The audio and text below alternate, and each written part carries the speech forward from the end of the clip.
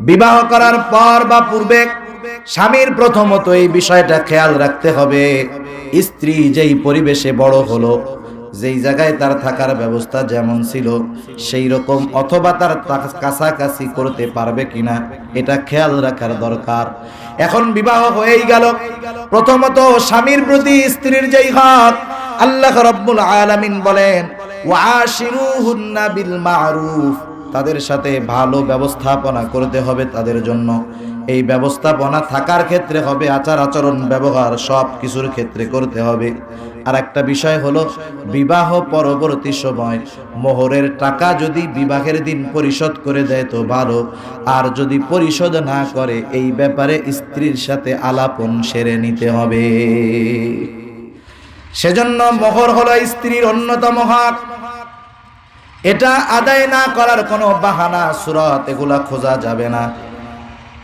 আপনার যদি বাকি টাকা থাকে অবশ্যই আপনি নিয়তে রাখবেন, তার সাথে আলোচনা করবেন যে আমি তোমার টাকাটা ভবিষ্যতে দিয়ে দিব, ওয়াদা দিবেন, নিয়তকে ঠিক রাখবেন।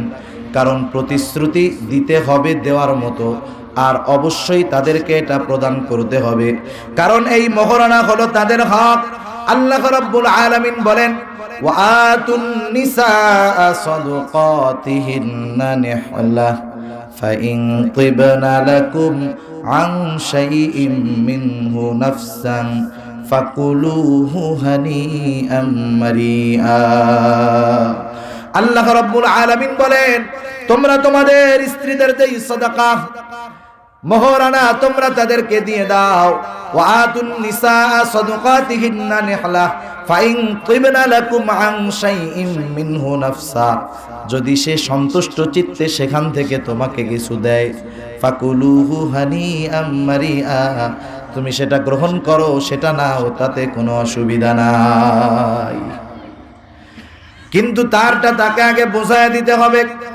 এখন কেউ যদি এই বিষয়টা মেরে দেওয়ার চিন্তা ভাবনা করে যে না, ছলে বলে কলে কৌশলে স্ত্রীর মোহরানার টাকাটা খেয়ে ফেলবে, আল্লাহ তাআলা বলেন তোমরা এমন কাজ করো না। আল্লাহ বলেন ইয়া আইয়ুহাল্লাযীনা আমানু লা তাকুলু আমওয়ালাকুম বাইনাকুম বিল বাতিল। আল্লাহ তাআলা বলেন তোমরা কারো মাল বাতিল পদ্ধতিতে ভক্ষণ করো না, ছলে বলে কলে কৌশলে তাকে ঠগায়া তার সম্পদ তোমার দখলে নিও না, তুমি ভক্ষণ করো না। আল্লাহ তাআলা বলেন এটা যদি করো বান্দার হক নষ্ট করা হবে। এরপরে স্ত্রীর যাবতীয় ভর পোষণ এগুলা ব্যবস্থা করবে স্বামীতে। কিন্তু আফসোস, আমাদের আর একটা কথা বলারও দরকার, আমাদের দেশে অধিকাংশ ক্ষেত্রে যেই বিষয়টা আমাদেরকে বড় পীড়া দেয় সেটা হলো স্বামী কোন জায়গায় স্ত্রীর খরচ বহন করবে, বরং দুনিয়ার অনেক স্বামী তো শ্বশুর বাড়ি থেকে মোটা অঙ্কের যৌতুক দাবি করে বসে থাকে। সেজন্য আমরা স্ত্রীদের হকগুলোর ব্যাপারে খেয়াল রাখবো। আর দুনিয়ার স্ত্রী যারা আছে এরাও স্বামীর হকের ব্যাপারে খেয়াল রাখবে। এক নাম্বার, বিবাহ যখন হবে সে তো ওই ঘরের কেমন জানি দায়িত্বশীল, সে স্বামীর সব কিছুর সম্পদের সংরক্ষণ করবে। স্বামীর সম্পদ, স্বামীর সংসার, স্বামীর সন্তান এবং তার সতীত্বের হেফাজত সে করবে। সেজন্য যেই ঘরের মধ্যে দিনদার নারী থাকে সেই ঘর সংরক্ষিত থাকে, ঠিক কিনা বলেন? সেই ঘরের সম্পদ সংরক্ষিত থাকে। স্বামীর যেই মালিকানা, তার সতীত্বর সংরক্ষণ থাকে। স্ত্রীদেরকে এই বিষয়টা খেয়াল রাখতে হবে। বাংলাদেশে অনেক পরিবারে এমন আছে স্বামী সম্পদওয়ালা কিন্তু স্ত্রীর পরিবারটা গরিব। স্বামীর অনেক সম্পদ, এই কারণে স্ত্রী অনেক সময় স্বামীর অনুমতি ছাড়া ওই স্ত্রী তার মা বাবাকে কিছু সম্পদ দেয়, চাউল দেয়, ডাউল দেয়, তরকারি কিনা দেয়। এগুলা খারাপ না, কিন্তু স্বামীর অনুমতি ছাড়া নিজের মা বাবার জন্য এই অর্থ ব্যয় করা জায়েজ নাই। আল্লাহ রাব্বুল আলামিন বলেন আমি কিয়ামতের দিন ইনসাফের আদালত কায়েম করব। সেই দিন কারো উপরে সামান্যতম জুলুমও করা হবে না। ওয়া ইন কানা মিসকালা হাববাতিন মিন খারদালিন আতাইনা বিহা, কেউ যদি শস্য দানা পরিমাণ আমল করে থাকে, নেক আমল হোক আর বদ আমল হোক, আল্লাহ তাআলা বলেন আতাইনা বিহা, সেই আমলকেও হাজির করা হবে। আল্লাহ তাআলা সেই সরিষা দানা পরিমাণ আমলকেও হাজির করবে, উপস্থিত করবেন। শুধু আমল উপস্থিত করা হবে তা নয়, আল্লাহ তাআলা হিসাব গ্রহণ করবে। আল্লাহ রব্বুল আলামিনের কাছে হিসাব গ্রহণ করা সহজ না কঠিন? অতীব সহজ। আল্লাহ তাআলা বলেন কুল বালা ওয়া রাব্বি লাতুবআসুন্না সুম্মা লাতুনাব্বাউন্না বিমা আমিলতুম ওয়া যালিকা আলাল্লাহি ইয়াসীর। আল্লাহ রাব্বুল আলামিনের কাছে আমাদের হিসাব গ্রহণ করা অতীব সহজ। দুনিয়ার আমলের খবর জানানো অতীব সহজ। আল্লাহ তাআলা বলেন হিসাব আমি গ্রহণ করব। হিসাব নেওয়ার জন্য দুনিয়ার হিসাব রক্ষকের মতো হিসাব রক্ষকের দরকার নাই, অফিশিয়াল কর্মচারীর দরকার নাই। আল্লাহ বলেন কাফা বিনা হাসিবিন, হিসাব নেওয়ার জন্য আমি আল্লাহই যথেষ্ট। আল্লাহ তাআলা সেই দিন হিসাব নিবেন, ন্যায় বিচার করবেন, ইনসাফ কায়েম করবেন। আল্লাহ তাআলার কাছে এইবার ওই লোকটা যায় বলবে আল্লাহ, এই যে লোকটা পাহাড় পরিমাণ নেকের আমেল মালিক, এই নেক নিয়ে আসে জান্নাতে যাওয়ার আপনার আদেশের অপেক্ষায় অপেক্ষমান। আয় আল্লাহ, এই লোকটাকে জান্নাতে যাওয়ার পূর্বে এর ব্যাপারে আপনার কাছে আমার কিছু অভিযোগ আছে। অভিযোগ দায়ের করবে, হয়তো বলবে আমার হক নষ্ট করেছে, আমার জমি দখল দিয়েছে। আয় আল্লাহ, দুনিয়ায় আমি ন্যায় বিচার পাই নাই, আয় আল্লাহ আজকে কি আপনি আমার হকটা আদায় করে দিবেন না? আল্লাহ তাআলা এবার পাহাড় পরিমাণ নেকের মালিককে জিজ্ঞাসা করবে অভিযোগ কি সত্য কিনা। কিয়ামতের দিন মিথ্যা বলার কোনো উপায় নাই। সে বলবে হ্যাঁ আল্লাহ, তার অভিযোগ সত্য। আল্লাহ তাআলা বলবে যাও তাহলে তুমি তার হকটা আদায় করে দাও। পাহাড় পরিমাণ নেকের মালিক বলবে আল্লাহ কিভাবে আদায় করব? এ তো দুনিয়া না, দুনিয়া না। দুনিয়া যদি হইতো, তার যেই সম্পদ আমি নষ্ট করেছি, যেই সম্পদ আমি দখল দিয়েছি সেটা তাকে দিয়ে দিতাম। এখন তো দুনিয়া না, কেমন করে দিব? এইবার বাদীও বলবে আল্লাহ এ তো দুনিয়া না, দুনিয়া না। দুনিয়ায় আমার কাছে যা ছিল ওর প্রয়োজন ছিল নিয়ে গেছে, কিন্তু আজকে আমার যেটা প্রয়োজন সেটা ওর কাছে আছে। আল্লাহ আমাকে ওর নেকের থেকে নেক দিয়া আমার হকটা আদায় করে দেওয়া হোক। পাহাড় পরিমাণ নেকের মালিকের থেকে নেকি নিয়ে তার হক আদায় করে দেওয়া হবে। আর যেই মানুষের হক নষ্ট করার অভ্যাস, জুলুম করার অভ্যাস, এরা তো একজনকে কষ্ট দেয় না, এরা বহুজনের হক নষ্ট করে। কারো মাল দখলের মাধ্যমে হক নষ্ট করে, কাউকে জবানের মাধ্যমে কষ্ট দিয়া হক নষ্ট করে, কাউকে কলমের মাধ্যমে কষ্ট দিয়া হক নষ্ট করে, বিভিন্ন পদ্ধতিতে হক নষ্ট করে। এরা একের পর এক অভিযোগকারী আসবে আর আল্লাহর কাছে অভিযোগ দায়ের করবে। আর ওই ব্যক্তি তার নেক থেকে তাদের হকগুলো আদায় করতে থাকবে। হক আদায় করতে করতে একটা সময় তার পাহাড় পরিমাণ নেক শেষ হয়ে যাবে, কিন্তু অভিযোগকারী এখনো অনেক।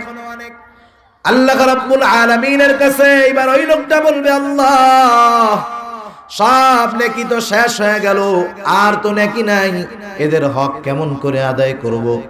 এইবার বাকি লোকগুলা বলবে আল্লাহ ওর নেকি নাই তাতে কি, আমাদের গুনাহগুলা নিয়া আমাদের হকটা আদায় করে দি।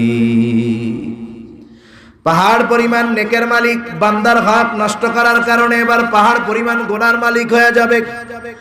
কিয়ামতের দিন তো কঠিন দিন। আমি আপনি যদি এইটা মনে করি না না, দুনিয়ার মধ্যে আমি যদি সন্তানের হক আদায় না করে থাকি, হয়তো সন্তান চিন্তা করবে আমার বাবা ছাড়টা দিয়া দেই, স্বামী হয় স্ত্রী হয়তো চিন্তা করবে আমার স্বামী দুনিয়ায় 2-4টা হক নষ্ট করছে, তাতে কি আজকে ছাড় দিয়ে দেই। কিন্তু আল্লাহ জানায় দেন এমন পরিস্থিতি হবে না, বরং কিয়ামতবাসী তো আল্লাহর কাছে বলবে আল্লাহ, পাপীরা আল্লাহর কাছে বলবে আল্লাহ সব মানুষকে জাহান্নামে দিয়ে হলেও আমাকে মুক্তি দিয়ে দেওয়া হোক। সবাই নিজের মুক্তির চিন্তায় থাকবে। সেই দিন যদি ভাই ভাইয়ের কাছে হক পায়, ভাই ছাড় দিবে না। সন্তান যদি বাবার কাছে হক পায়, সন্তান বাবাকে ছাড় দিবে না। বাবা যদি সন্তানের কাছে হক পায়, বাবাও সন্তানকে ছাড় দিবে না। স্ত্রী যদি স্বামীর কাছে হক পায়, স্ত্রী স্বামীকে ছাড় দিবে না, স্বামী স্ত্রীকে ছাড় দিবে না। সেই দিনের অবস্থা কেমন হবে?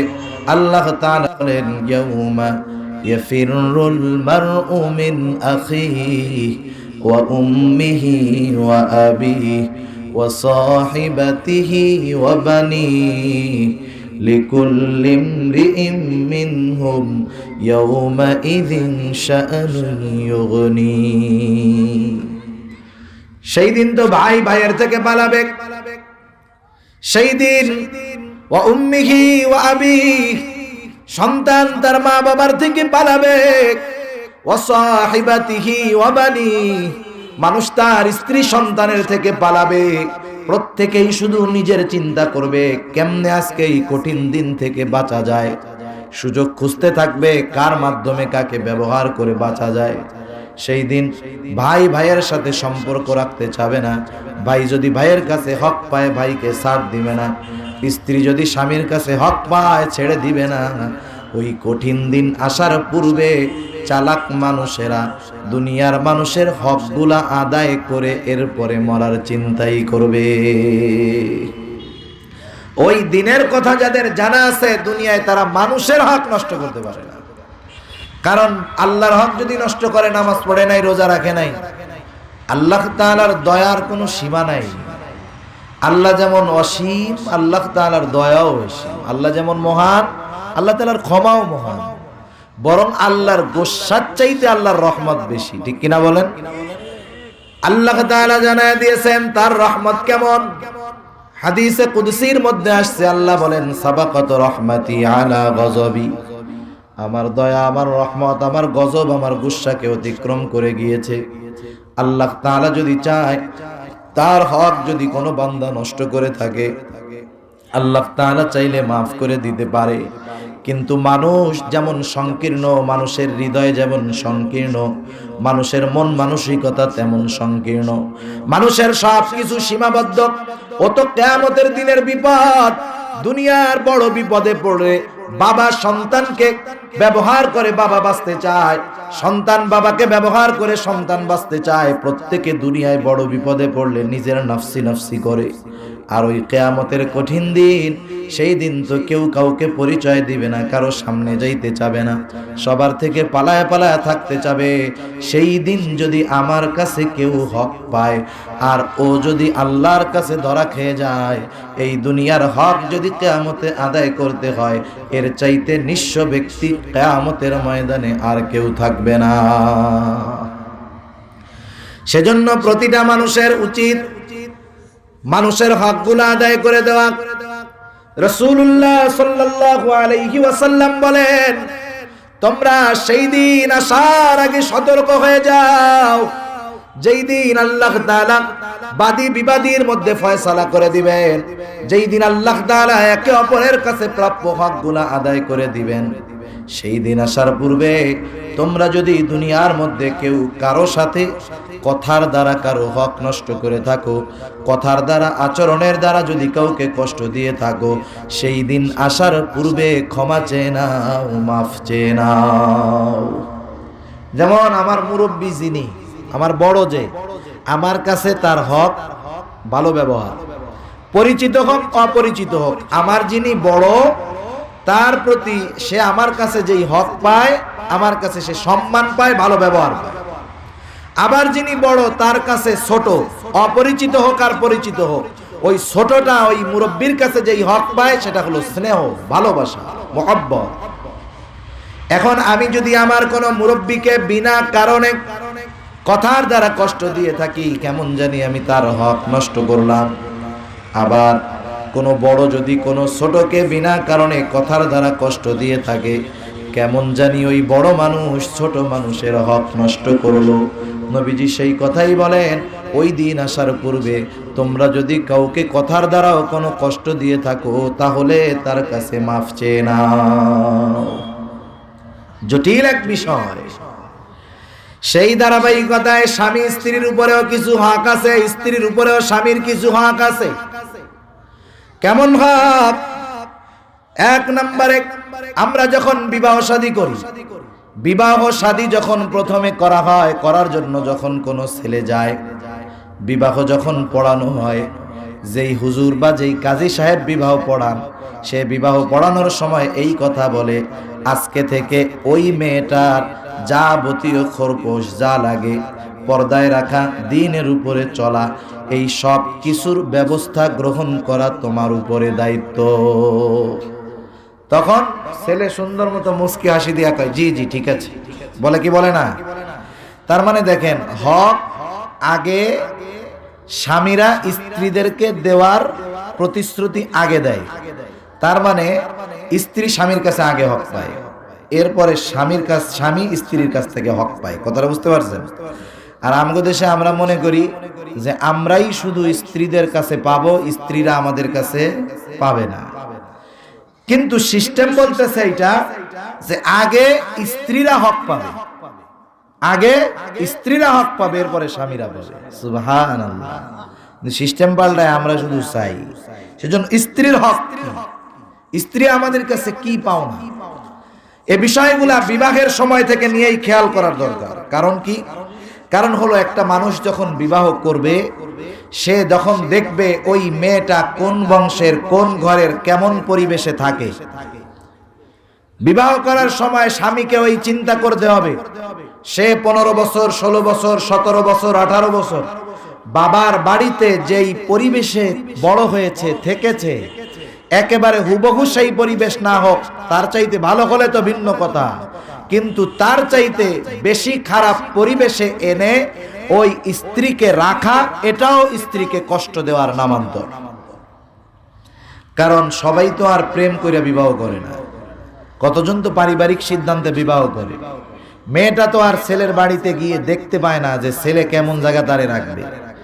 আর যদি প্রেম করে, বিয়ার 15 বছর আগেই যায় না যায় সে কোন জায়গায় থাকবে, ঠিক কিনা বলেন? ওটা তো সাবজেক্ট ভিন্ন। এখন আপনাকে চিন্তা করতে হবে যে মেয়ের বাড়ির পরিবেশ এরকম, আমার বাড়ির পরিবেশটা কিরকম।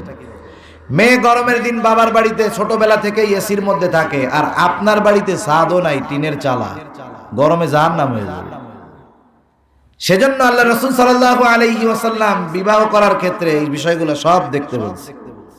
বংশ, সম্পদ, চেহারা, সবচাইতে প্রাধান্য হবে দিনদারি। সবাই তো আইসা আর মানায় নিবে না। সব ধনীর দুলালি এসে তো গরিবের ঘরে, মুত্তাকি পরহেজগার স্বামীর ঘরে আইসা কষ্ট করতে পারবে না।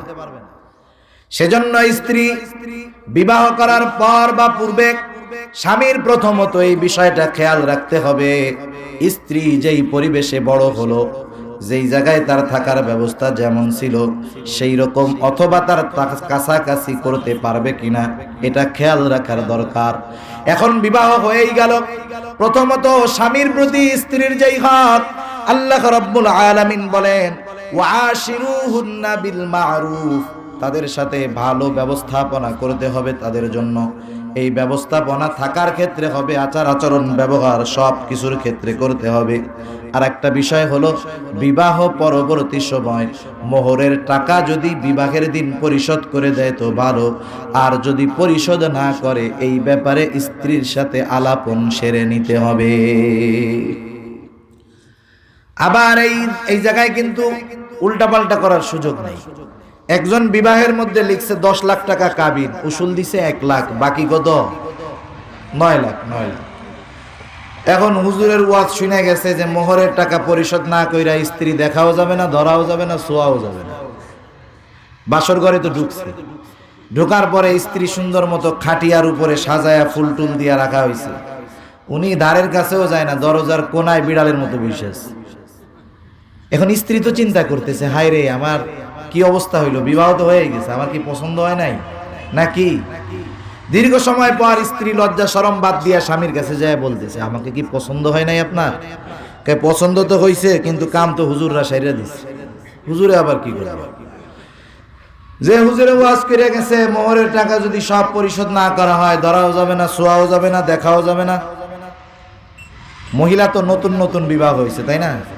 নতুন নতুন যখন বিবাহ হয়, ওই মহিলার খাসলাত যদি দাজ্জালের মতোও থাকে, বিবাহের 2-4 মাস তো মোটামুটি ভালো থাকে, ঠিক না? তখন বলবে না না অসুবিধা নেই, আমি আপনারে মাফ করে দিলাম। আপনি একটু সিস্টেম নিছেন, উনি মুখ দিয়া মাফ করে দিছে। ওই সময় আপনি যদি মনে করেন সে মাফ করে দিয়েছে, এটা ভুল ধারণা।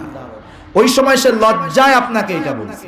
আল্লাহ না করুক ওই লোকের সাথে যদি 6 মাস পরে বিবাহ বন্ধন ছুটে যায়, ছাড়াছাড়ি হয়ে যায়, এখন যদি ওই স্ত্রী মামলা করে যে আমার 9 লাখ টাকা কাবিনের বাকি, আপনি যদি কোরআন শরীফ সব মাথায় দিয়ে আল্লাহর কসম 100 বার কইরা বলেন, কি বলো বাসর রাত্রে তুমি 9 লাখ মাফ করে দিছো, তখন বলবে বেডা ওই সময় তো ভুলে মাফ করছি, ওইটা মাফ হইলো, কাগজে কলমে যা আছে তাই, ঠিক কিনা বলেন? সেজন্য মোহর হলো স্ত্রীর অন্যতম হক। এটা আদায় না করার কোনো বাহানা সুরত এগুলা খোঁজা যাবে না।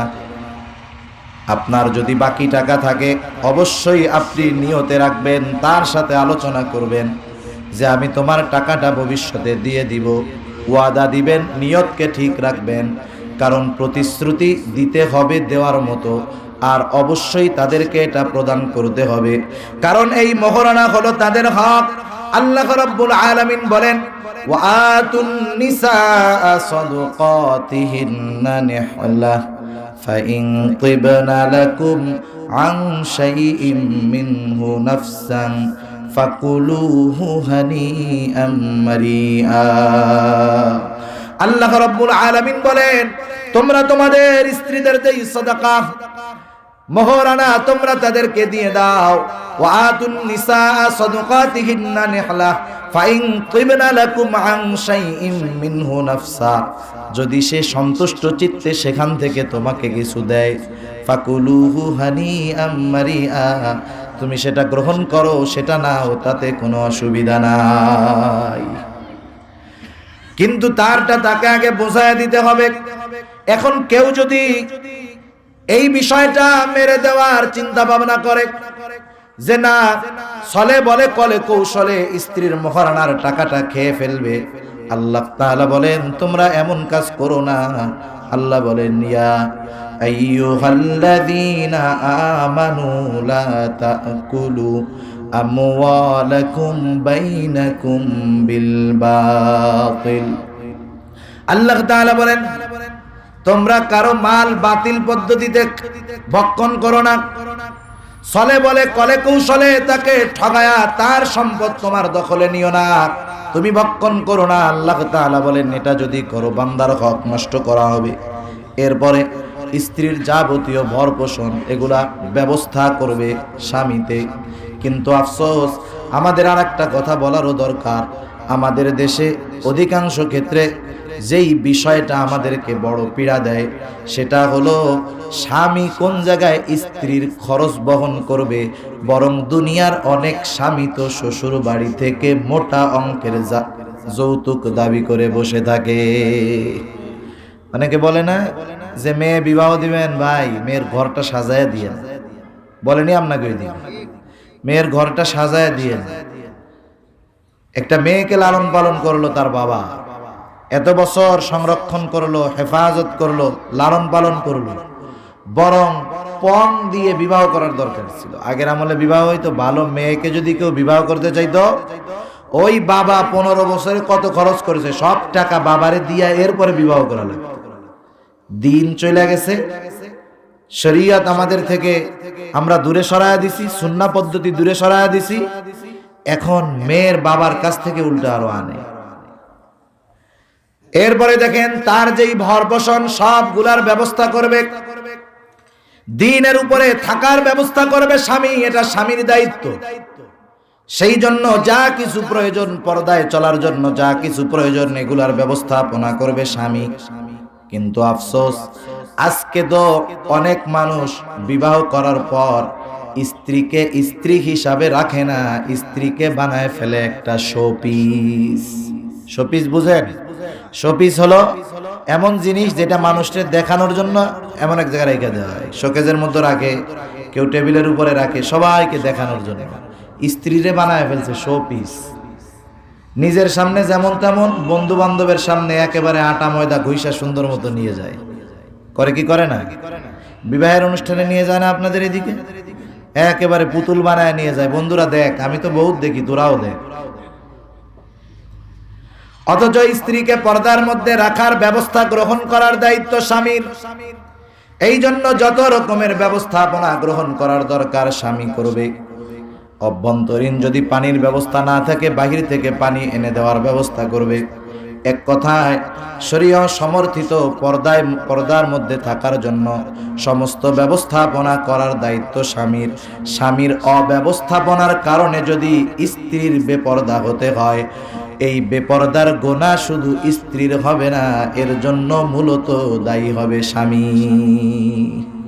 কিয়ামতের দিন যদি এই বেপরদার কারণে ওই স্ত্রী আল্লাহর কাছে ধরা খায়, ওই স্ত্রী তখন বলবে, আল্লাহ, এই বেপরদার জন্য আমি দায়ী না, আমি বেপরদায় চলতে বাধ্য হয়েছি, এর জন্য দায়ী হলো আমার স্বামী।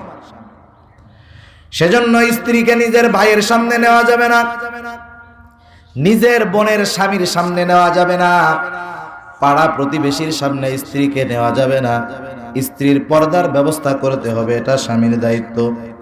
এবার স্ত্রীর জন্য উত্তম বাসস্থানের ব্যবস্থা করতে হবে। আল্লাহ বলেন, আসকিনুহুন্না মিন হাইসু সাকানতুম, তাদের জন্য সুন্দর বাসস্থানের ব্যবস্থাপনা করার দরকার। যদি এমনটা হয়, অনেক ক্ষেত্রে আমাদের দেশে যৌথ পরিবার আছে না নাই? আছে না যৌথ পরিবার? এক বাড়ির মধ্যে সবাই থাকে, এক বাড়ির মধ্যে সবাই থাকে। আমাদের সামাজিক নিয়ম নীতি হলো এইরকম, কোন ছেলে যদি বিবাহ করার পরে, মনে করেন ওই ছেলের পরিবারের মধ্যে দিনদারিত্বের বালাই নেই, সব অর্ধ উলঙ্গ হয়ে চলে। ছেলেটা মোটামুটি দিন শিখছে, বিবাহ করছে একজন দিনদার মেয়ে। এখন ওই দিনদার মেয়েকে তার বাড়িতে পরিবারে পর্দার মধ্যে রাখার কোনো সুযোগ নাই। ভাইয়ের সামনে যাইতে হয়, দুলাভাইয়ের সামনে যাইতে হয়, চাচার সামনে যাইতে হয়। এখন যদি ওই ছেলেটা মা বাবাকে বলে, মা বাবা, আমার স্ত্রী তো পর্দা করে, আমাকে ওই পাশের থেকে একটু জমি দাও, আমি ওই জায়গায় তার জন্য একটু নিরাপদ উত্তম বাসস্থানের ব্যবস্থা করে দিই, যাতে সে দিনের উপরে চলতে পারে। আপনি তো দিনের জন্য এই কথা বলছেন, আপনার মা আর বাপ রাত্রে বেলায় বিছানায় কান্দা বালিশ ভিজায় ফেলবে। বাপ বলবে, কান্দু কেন? কয় ছেলে গেছে গা। কি কও? কি হইছে? কয় বউ তো ছেলেরে কিনাই বালাইছে। কেমনে কিনবে? কয় এতকাল যেই কলিজার টুকরা সন্তানরে কাছে রাখলাম, বিবাহ কয়দিন না হইতেই ছেলে বলে আর এক জায়গায় বাড়ি বানায়, বউরে নিয়ে আলাদা থাকে। সেজন্য একটা নারীর জন্য সবচাইতে উত্তম বাসস্থান হলো যেই জায়গায় সে তার সতীত্বের হেফাজত করতে পারবে, পর্দার ভিতরে থাকতে পারবে, দ্বীনের ভিতরে থাকতে পারবে। এই ধরনের বাসস্থানের ব্যবস্থা অবশ্যই প্রত্যেকটা স্বামীকে করতে হবে। এই বাসস্থানের অব্যবস্থাপনার কারণে যদি ওই স্ত্রী কোনো গুনার সম্মুখীন হয়, কিয়ামতের ময়দানে এই জন্য স্বামীকেও জবাবদিহিতা করতে হবে। এরপরে মাঝে মধ্যে গুরুত্বপূর্ণ কোনো বিষয়ে সিদ্ধান্ত নেওয়ার ক্ষেত্রে স্ত্রীর সাথে পরামর্শ করবে। আর আমাদের দেশের অধিকাংশ স্বামীদের অভ্যাস হলো সে যেটা করবে করবে। আবার অনেক ক্ষেত্রে আছে স্ত্রীদেরও একক সিদ্ধান্ত, স্বামী বলে স্ত্রী যা করবে তা করবে, আছে না? কিছু কিছু জায়গায় আছে পুরোপুরি রাজত্ব হলো স্বামীর, আর কিছু কিছু জায়গায় আছে পুরো রাজত্ব হলো স্ত্রীর। স্ত্রী যা বলবে তাই। স্ত্রী যখন স্বামীরে চালায়, স্বামী কেমন জানি রিমোট কন্ট্রোলে চলে।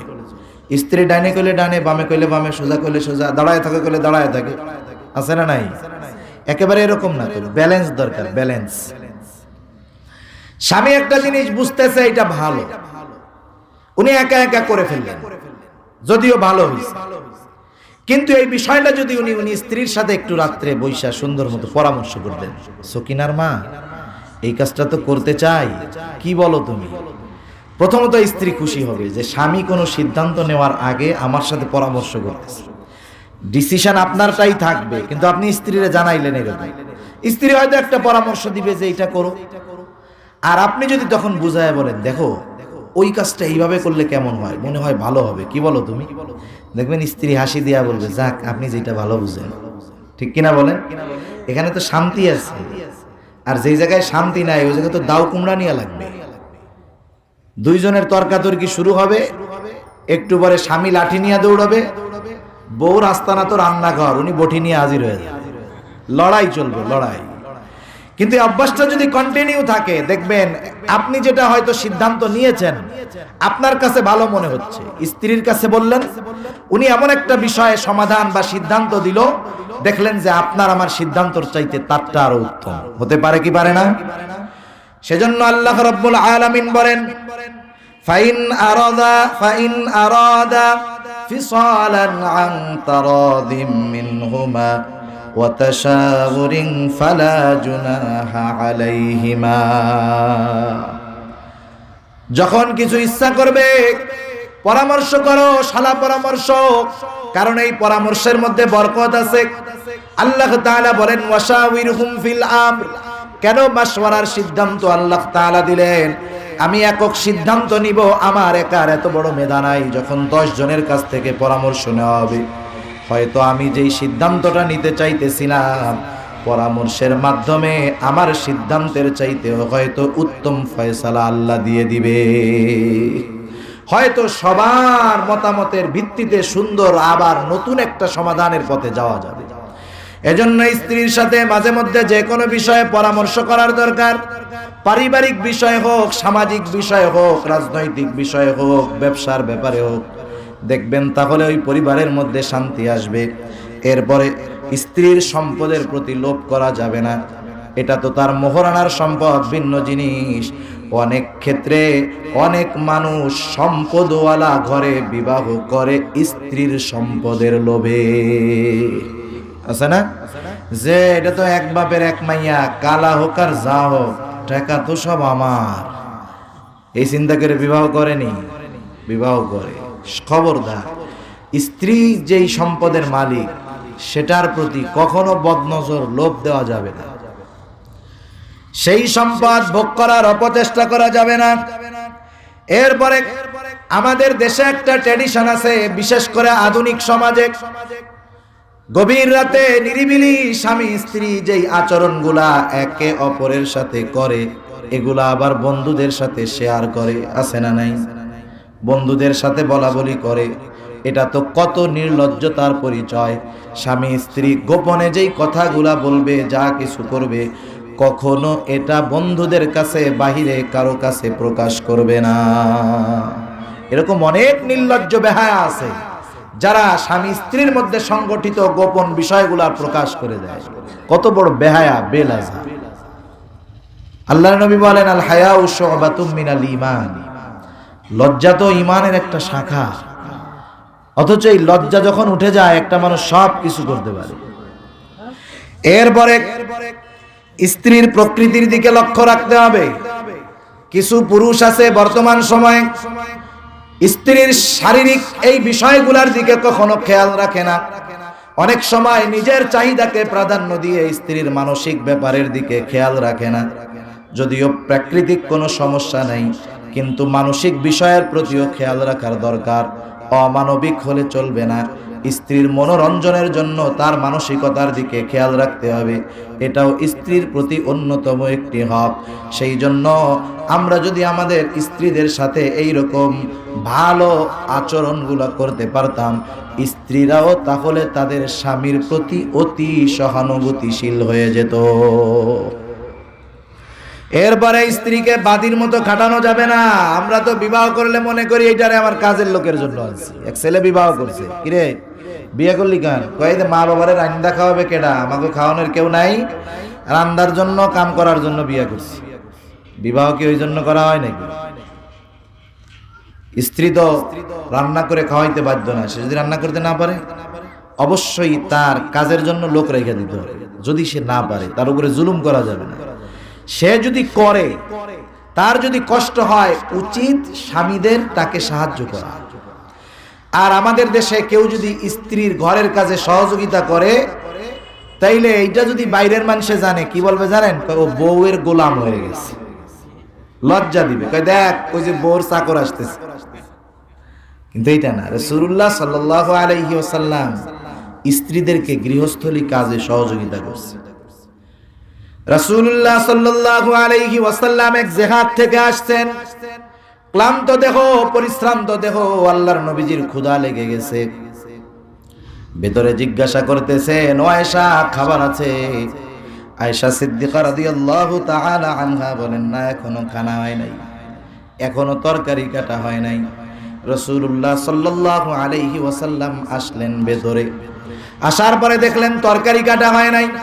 কাঁধের থেকে তরবারিটা নামাইলেন, তরবারি দিয়া আল্লাহর নবী আয়েশা সিদ্দিকা রাদিয়াল্লাহু তাআলা আনহার জন্য তরকারি কেটে দিলেন।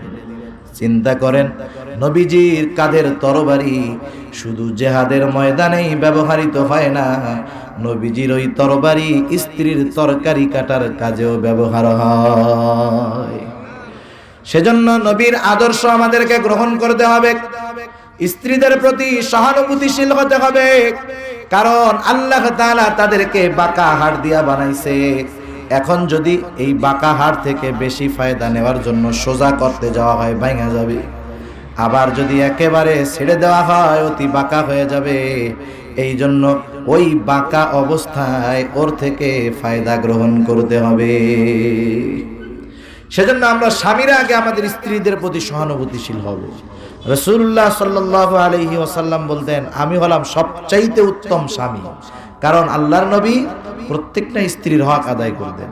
আর আমাগো দেশে যদি কারো দুই বউ থাকে, তাহলে তো কাম সারা, একজনরে চিনেই না আর একজন ছাড়া বাঁচেই না, আছে না নাই? শুনেন, অন্তরের যেই ভালোবাসা, এটা সমান করা কারো দ্বারা সম্ভব না।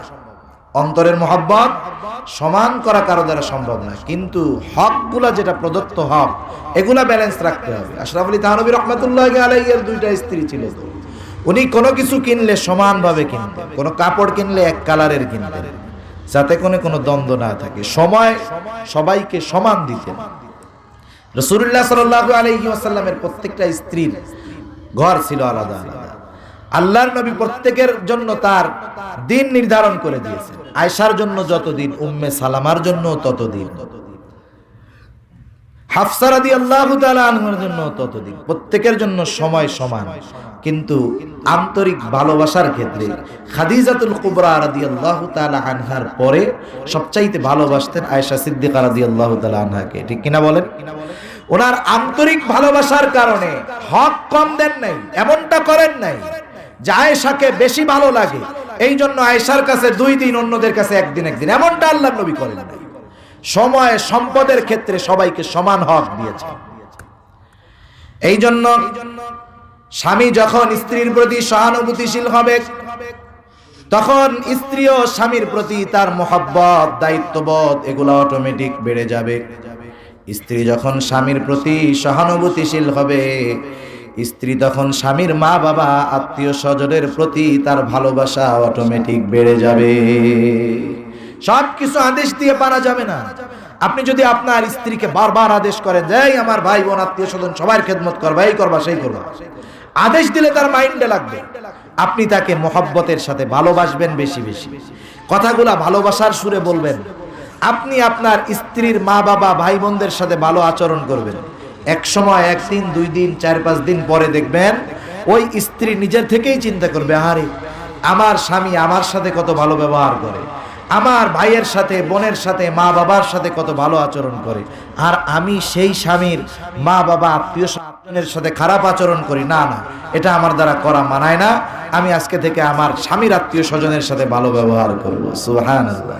তাহলে সবকিছু কি জোর দিয়া হবে? বেকা হাড্ডিরে সোজা করে ফায়দা নিতে গেলে কাজ হবে?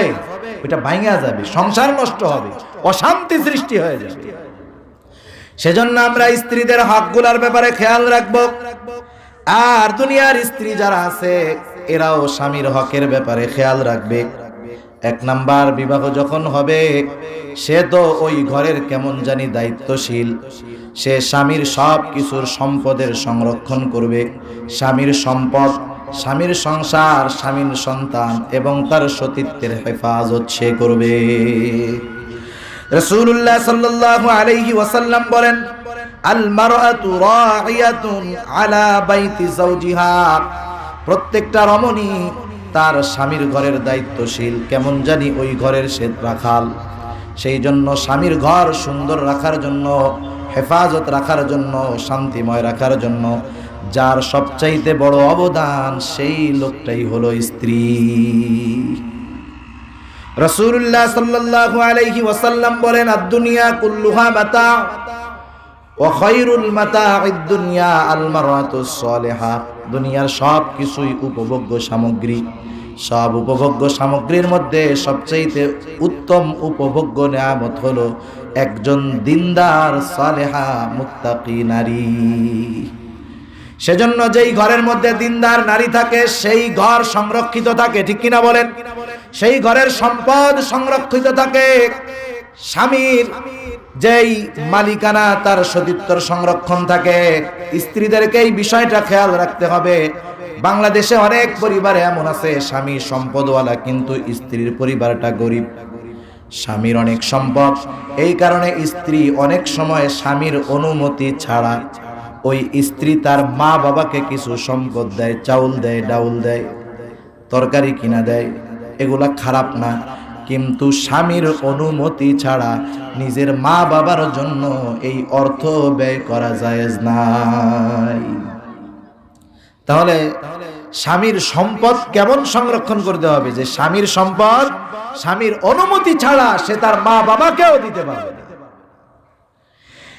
এরপরে নিজের সতীত্ব বজায় রাখবে, স্বামীর আনুগত্য থাকবে।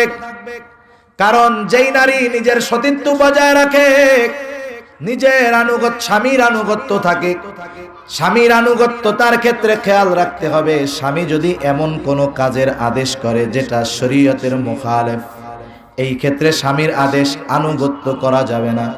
স্বামী যদি বলে বেপরদায় বন্ধুদের সামনে যাও, তা যাওয়া যাবে না। কারণ কোনো মানুষের জন্য খালেকের নাফরমানি করে মাখলুকের আনুগত্য করা জায়েজ নাই। নবী আমার বলেন, লা তাআতা লিমাখলুকিন ফি মাসিয়াতিল খালিক। এই জন্য স্বামীর আনুগত্যতা হবে। যেই কাজগুলা বৈধ সেগুলার ক্ষেত্রে স্বামী আদেশ করলে স্বামীর আদেশ মানতে হবে। নবীজি আমার এক হাদিসের মধ্যে বলেন, ইদা সাল্লাতিল মারআতু খামসাহা ওয়া সামাত শাহরাহা ওয়া আতাআত বা'লাহা ওয়া হাসসানাত ফারজাহা দাখালাত মিন আইয়ি আবওয়াবিল জান্নাতি শাআত। যেই নারী যথাসময়ে 5 ওয়াক্ত নামাজ আদায় করবে, ওয়া সামাত শাহরাহা, রমজান মাসের রোজা যথাযথভাবে রাখবে। সামনে রোজার মাস আসতেছে, আমরা তো অনেক সময় মনে করি রোজা মনে হয় শুধু না খেয়ে থাকার নামান্তর। না, নবীজি বলেন কিছু মানুষের রোজা এটা শুধু না খেয়ে থাকা হয়, ওই রোজার মূল্য আল্লাহ তাআলার কাছে নাই। সেজন্য রোজা শুধু না খেয়ে থাকা আর স্ত্রী সহবাস থেকে বিরত থাকা নয়।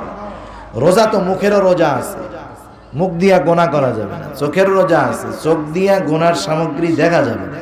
সব সময় তো দেখা যাবেই না, রোজা রেখেও দেখা যাবে না। কিন্তু আমাদের দেশে কি হয়, রোজার মাসে কাজ কম, রান্না বান্না নাই, রমজান মাস চলে আসে, স্ত্রী স্বামীকে বলবে যে এই কোরআন শরীফ নাই ঘরে, এইগুলো আনো, যায় নামাজ নাই, তাসবিহ এইগুলো আনো। ওইটা কয় না, কি কয়? কয় দেখো ডিশের লাইনটায় যে ডিস্টার্ব, রমজান মাস সারাদিন কেমনে থাকমু, ডিশের লাইনটা ঠিক করাইও। টেলিভিশনটায় আওয়াজ ভালো হয় না, এটা পাল্টাই একটা এলসিডি এলইডি আনবা। আর এটা ছোট ছোট দেখা যায়, মানুষের বাড়িতে কত বড় বড় টিভি, তুমি 50 ইঞ্চি একটা টেলিভিশন লাগাইয়া দিবা, নাহলে রোজার মাসে কেমনে রোজা রাখবে? চিন্তা করছেন নি অবস্থা। এই রোজা শুধু না খেয়ে থাকে। আবার গ্রাম অঞ্চলে আছে, ওই জায়গায় টেলিভিশন, ইন্টারনেট, ডিশের লাইন নাই।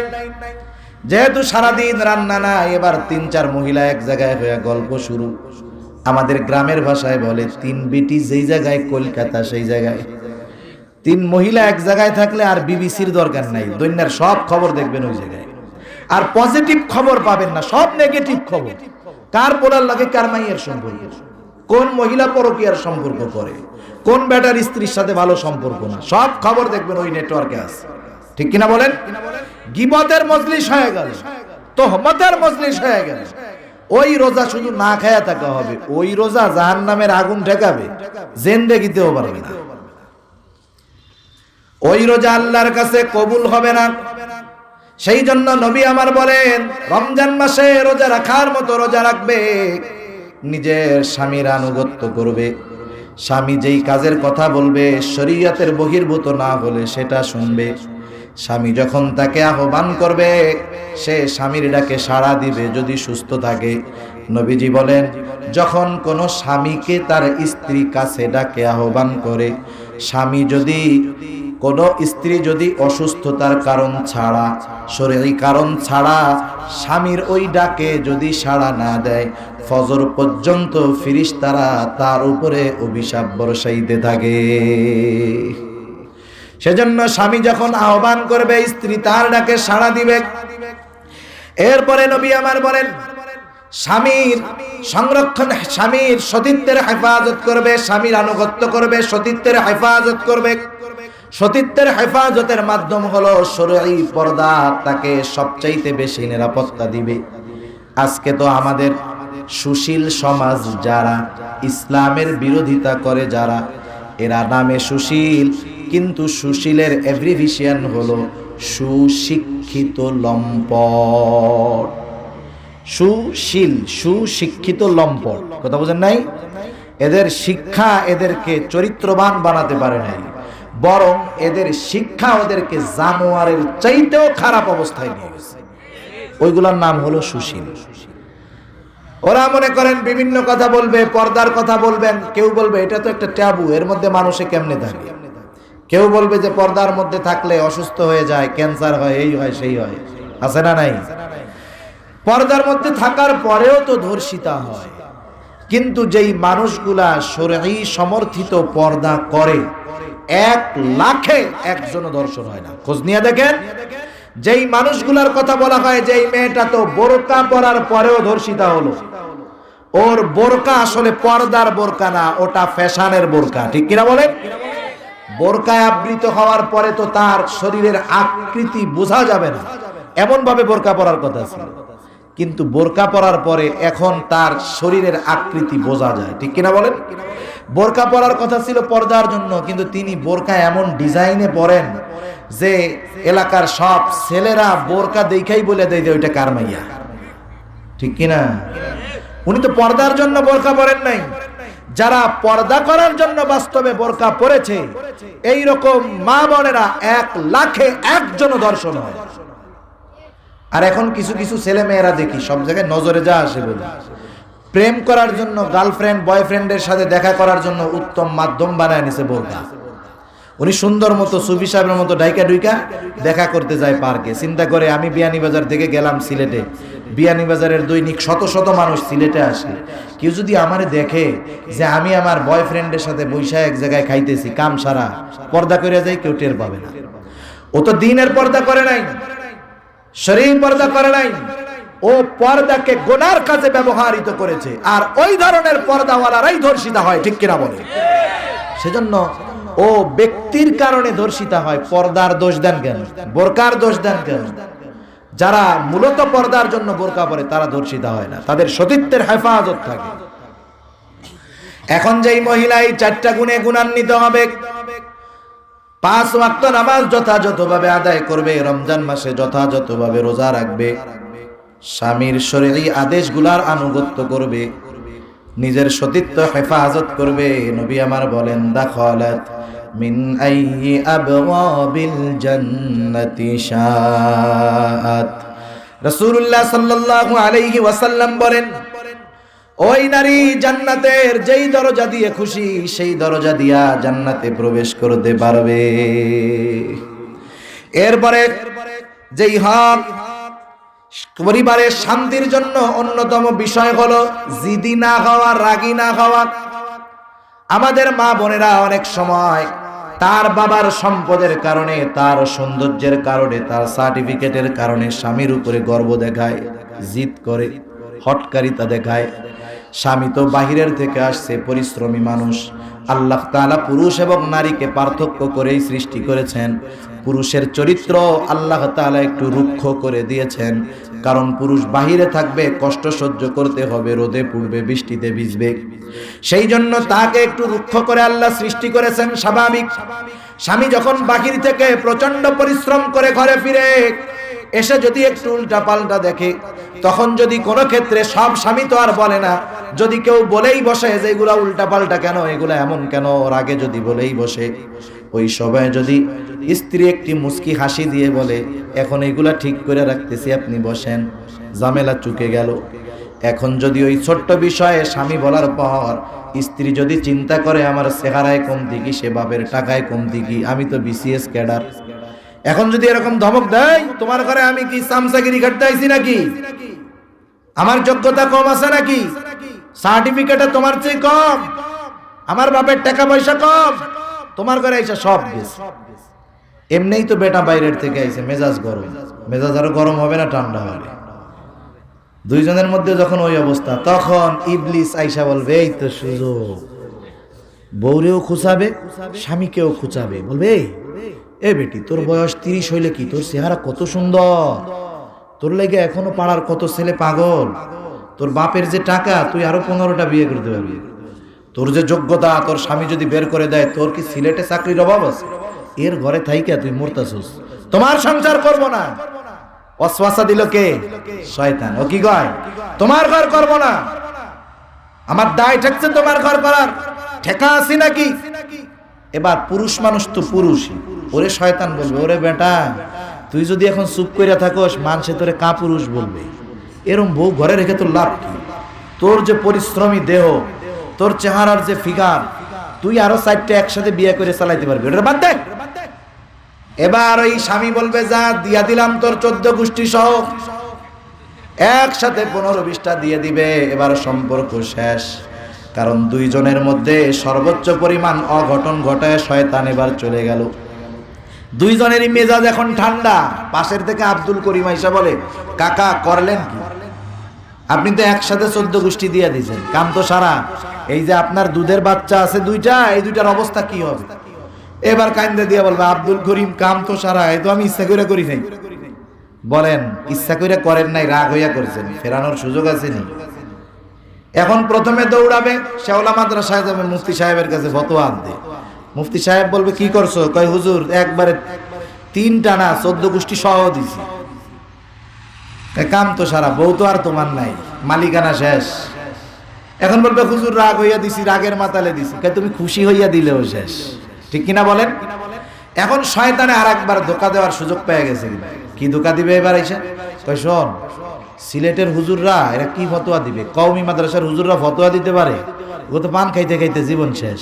তুই ঢাকা বড় শায়েক আছে, টেলিভিশনের মধ্যে বড় হেভি শায়েক, তুই যা দেখ, তোর তালাক 1টার বেশি হবেই না। এবার সুন্দর মতো ঢাকা শহর চলে যাবে, কারণ শয়তান তো মানুষের সুরতেও আছে, আছে না নাই? ওরা এসে বুদ্ধি দিবে, ও ঢাকা যায় ফতোয়া নিয়ে আসবে, বউয়ের সাথে নতুন করে সংসার। এবার এলাকার মানুষ বলবে, কিরে বেটা, তোর বউ না তালাক, এই বউ ফেরত আনতে যেই প্রসেস আছে তাতে প্রায় 1 বছর লাগবে, ঠিক কিনা বলেন? তুই ছাড়ছস, ইদ্যত পালন করবে, এরপরে বিবাহ হবে।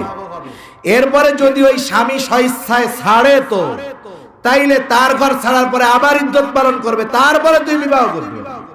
দরকার হলো 1 বছরের, তুই যদি 1 সপ্তাহের মাথায় আবার বউরে নিয়ে হাজির।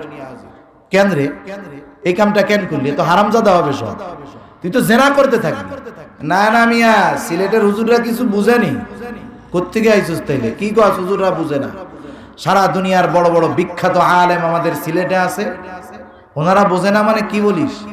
না না, আমি ঢাকা গেছিলাম, বড় শায়েকের কাছ থেকে ফতোয়া নিয়ে আসছি। কি ফতোয়া আনছিস? কয়, শায়েক কইছে তুই 14 গোষ্ঠী দিছস, তাতে কি 56 গোষ্ঠী দিলেও তোর বউ তালাক হয় নাই, তুই যা থাক। আছে না নাই এরকম? বলেন। সেই জন্য এই ধরনের অকারেন্স, এই ধরনের অন্যায় ঘটে রাগের কারণে। কারণ রাগ এটা বড় খারাপ জিনিস। যখন কোনো মানুষ রেগে যায়, শয়তান এসে ওইখানে ওয়াসওয়াসা দেয়, যেই কারণে রাগ হয় সেই ধরনের বড় অপরাধ সংগঠিত করায় দেয়। এজন্য আমাদেরও খেয়াল রাখতে হবে। অনেক সময় স্ত্রী পরিশ্রমের কারণে রাগ হতে পারে, আমরা সেই সময় নরম থাকবো, তার রাগটাকে হজম করে ফেলবো। আবার যদি কোনো সময় স্বামী রেগে যায়, স্ত্রী রাগটা হজম করবে। যদি এই ব্যালেন্স উভয়ের মধ্যে থাকে, এক সময় দেখবেন তাদের মধ্যে আর রাগারাগি হয় না। সেজন্য মা বোনেরা হটকারিতা পরিহার করতে হবে। আরেকটা বিষয় হলো, স্বামী যখন বাহির থেকে আসবে, তখন হাস্য উজ্জ্বল চেহারায় স্বামীকে অভ্যর্থনা জানাতে হবে। কিন্তু আমাদের পরিস্থিতিটা ঠিক এর ব্যতিক্রম। আমাদের মা বোনেরা যখন বাহিরে যাওয়ার প্রয়োজন হয় খুব সুসজ্জিত হয়ে বের হয়, আর ঘরের মধ্যে যখন থাকে ওরে বউ মনে হয় না, কাজের বুয়া মনে হয়। স্বামীর সামনে ওনার সাজতে লজ্জা লাগে। কোন স্বামী আপনি যে আপনার যারা বিয়ে করছেন যাই বলবেন বউরে তুমি একটু আমার সামনে সাজো তো সুন্দর মতো, কি লজ্জা লাগছে। কিন্তু সাজার কথা ছিল তো আপনার সামনে, ঠিক কিনা বলেন? কিন্তু আপনার সামনে সাজতে তার লজ্জা লাগে কেন? শাস্তি হবে আপনার সামনে। সেজন্য মা বোন যারা আছেন আপনারা সুসজ্জিত থাকবেন।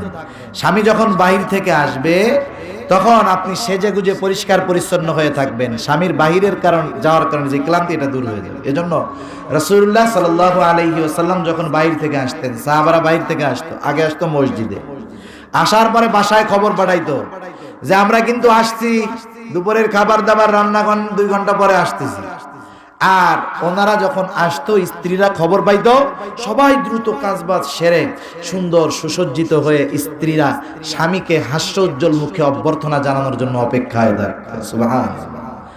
আর এখনের স্বামীরা বাসার থেকে যখন অফিস থেকে বাসায় ফিরে আইসা দেখে স্ত্রী কাজের বুয়া গোসলও করে নাই, গা দিয়ে ঘামের দুর্গন্ধ বেরোচ্ছে। উচিত এইটা না। উচিত স্বামী যখন আসবে তাকে হাস্যোজ্জ্বল চেহারায় সুসজ্জিত বদনে অভ্যর্থনা জানাতে হবে। রাসূলুল্লাহ সাল্লাল্লাহু আলাইহি ওয়াসাল্লাম বলেন, এরপরে স্ত্রীরা স্বামীর শকরি বেশি বেশি করবে না, শকরি করবে না। আমাদের মা বোনদের এটা একটা খাসলাত। একজন স্বামী সারা জীবন স্ত্রীর জন্য ত্যাগ স্বীকার করে, তার চাহিদা মেটানোর চেষ্টা করে। হঠাৎ তার স্বল্পতার কারণে, অভাবের কারণে হয়তো স্ত্রীর একটা চাহিদা মেটাতে পারে নাই। স্ত্রী আগের যেই শকরগুজারি না হয়ে, আগের সেই বিষয়গুলোর প্রতি কৃতজ্ঞতা প্রকাশ না করে স্বামী একটা জিনিস দিতে পারে নাই, এই জন্য রাগ হয়ে বলে, হায় রে তোমার ঘরে বিয়া দিয়া আমার বাপ আমার সব শেষ কইরা দিছে, জীবনে একটা জিনিসও চাইয়া তোমার কাছে পাইলাম না। দেয় নাই একটা, অস্বীকার করলো সবগুলা। এগুলা বেশি বেশি করে, নাশকরি করে। আরেকটা জিনিস মা বোনেরা করে, স্বামী সন্তানকে লানত দেয়। খবরদার, এই কাজটাও করা যাবে না। এরপরে স্বামীর মা বাবার খেদমত করতে হবে। আমাদের দেশে আমরা খেদমত বলতে যেটা বুঝি যে স্ত্রী গিয়া আমার মা বাবার হাত পা ঠ্যাং টুং টিপা দিবে। খবরদার, কোন স্বামী তার স্ত্রীকে দিয়ে তার বাবার কোনো শারীরিক খেদমত করাবে না। কেন করাবে না, কি হইতে পারে, এটা মুফতি সাহেবদের কাছ থেকে জেনে নিবেন। আমাদের সমাজে এটা মাইন্ড করে অনেকে, যে স্ত্রী দিন সম্পর্কে বোঝে। স্বামী বললো আমার বাবার মাথাটা একটু টিপে দাও, তেল দিয়ে দাও, পাটা টিপে দাও। স্ত্রী দিল না, সন্তান বা শাশুড়ি রাগ হয়, কত বড় বেয়াদব বউরে, বললাম শ্বশুরের পাটা একটু টিপে দিয়ে দিল না, শাশুড়ি গরম হয়ে যায়। না না, এখানে তো এমন কিছু হয়ে যেতে পারে যাতে করে চিরন্তন সম্পর্ক নষ্ট হয়ে যেতে পারে, ঠিক কিনা বলেন? সেজন্য খেদমত হবে। রান্না করে দিল, প্রয়োজন মিটায় দিল, কাপড় দিয়ে দিল, কিন্তু শারীরিক কোনো খেদমত করবে না। আর এই বিষয়গুলোর ক্ষেত্রেও স্ত্রীরা যদি সুযোগ থাকে ত্রুটি করবে না। আবার স্বামী, স্ত্রী যদি অক্ষম হয়, স্ত্রীকে তার মা বাবার খেদমত করার জন্য জোর প্রয়োগ করতে পারবে না। এমনিই করবে যদি স্ত্রীর হকটা স্বামী আদায় করে। আর স্বামীকেও বলা হইতেছে, স্ত্রীকেও বলা হইতেছে, তোমরা অবশ্যই চাও যে তোমাদের স্বামী তোমার উপরে সন্তুষ্ট থাক। যে স্ত্রী এইটা কামনা করে যে আমার স্বামী আমার উপরে সন্তুষ্ট থাক, অবশ্যই সেই স্ত্রী স্বামীর মা বাবা আত্মীয় স্বজন তাদের সাথে সদাচরণ করবে, ঠিক কিনা বলেন? এরপরে রাসূলুল্লাহ সাল্লাল্লাহু আলাইহি ওয়াসাল্লাম জানায় দেন, স্বামীর সন্তুষ্টি অর্জনের লক্ষ্যে সে সব ধরনের বৈধ পদ্ধতি গ্রহণ করবে। আর যদি পরিস্থিতিটা এমন হয়, নবী আমার বলেন, আইয়ুমা ইমরাআতুম মাতাত ওয়া যাওজুহা আনহা রাদিন দাখালাতিল জান্নাহ। কোন স্ত্রী মারা গেল, স্বামীও দিনদার মুত্তাকি পরহেজগার, স্ত্রীও পরহেজগার, এখন ওই স্ত্রী তার উপরে যদি তার স্বামী সন্তুষ্ট থাকে, ওই মহিলা জান্নাতবাসিনী হয়ে যাবে। সেজন্য স্বামীর সন্তুষ্টি অর্জনের যথাযথ চেষ্টা করার দরকার। আর পারিবারিক নেতৃত্বের ক্ষেত্রে স্বামীর নেতৃত্বকে মেনে নিতে হবে। যদি স্বামীর নেতৃত্ব মেনে নেওয়া যায় তাহলে ওই নারী কিন্তু ঘরের রানী হতে পারবে, ঠিক কিনা বলেন? দেখুন একটা ঘটনা বলে আলোচনা শেষ করে দিব। পবিত্র কোরআনুল কারীমে ফেরাউনের স্ত্রী আসিয়া, তার ব্যাপারে আল্লাহ তাআলা আয়াত নাযিল করেছে। দুনিয়ার মধ্যে ফেরাউন কত বড় জালেম ছিল, নিজেকে খোদা দাবি করেছে, তার ঘরে ছিল বিবি আসিয়া। বলেন তো আপনাদের এলাকায় কি ফেরাউনের মতো জালেম কোনো স্বামী আছে নাকি? ফেরাউনের মতো কোনো জালেম স্বামী দুনিয়ার মধ্যে নাই। ফেরাউন যখন দেখলো নিজেকে খোদা দাবি করলো, কিন্তু আসিয়া ফেরাউনকে খোদা বলে মানে না, ফেরাউনকে খোদা বলে মানে না আসিয়া। ফেরাউন প্রথম হামানকে বলে, ও হামান, আসিয়ার একটু বুঝাও, ঘরের স্ত্রী যদি তার স্বামীকেই খোদা বলে না মানে বাইরের মানুষে কি বলবে? বলা বলি করবে, দেখ কেমন খোদা, ওর বউ ওরে খোদা বলে না, অবস্থা খারাপ হয়ে যাবে, তুমি একটু বুঝাও। হামান বুঝায় দেখলো কাম কাজ হয় না।